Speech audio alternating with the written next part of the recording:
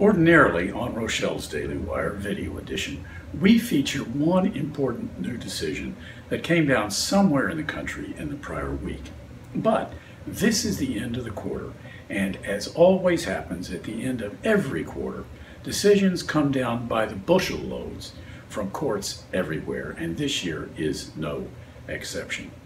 So, as a result, I'm going to briefly mention 5 interesting new opinions that you can read about on Rochelle's Daily Wire on the ABI website. First off, as you may know, Chapter 7 trustees have been making a business out of suing colleges and universities to recover tuition payments that their bankrupt parents made on an adult child's behalf.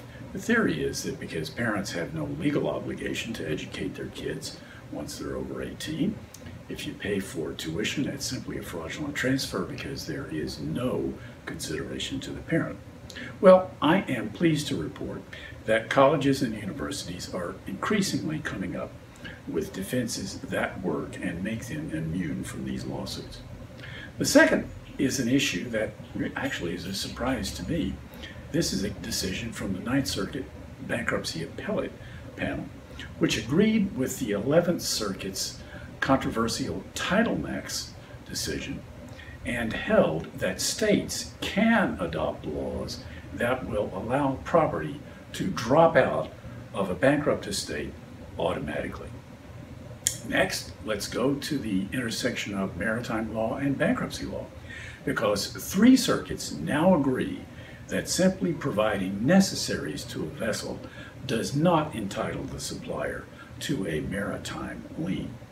Folks in that business should study the decisions and probably revise their contracts with hopes that they will have a better shot at getting a maritime lien when they're stuck after somebody goes bankrupt. Fourth, here's an issue that you need to be aware of. Belatedly buying a claim will not confer standing if you weren't already someone with standing to litigate in bankruptcy court or on appeal. And finally, I say for last, a rather important decision from the Ninth Circuit, where the appellate panel out in California held that a bankruptcy court's contempt power is robust enough to keep someone in jail for 3 years for failure to turn over estate property. Get that, in jail by order of a bankruptcy judge for more than 3 years. I mean, that is more than the minimum prison sentence for some felonies. Well, perhaps bankruptcy judges are not so powerless after all, and perhaps that's good reason to be sure you never unduly annoy a bankruptcy judge. Well, this is Bill Rochelle, Editor-at-Large for American Bankruptcy Institute.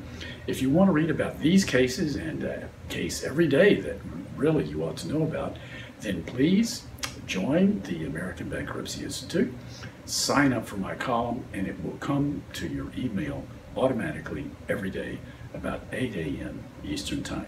Thank you, and until this time next week, good day.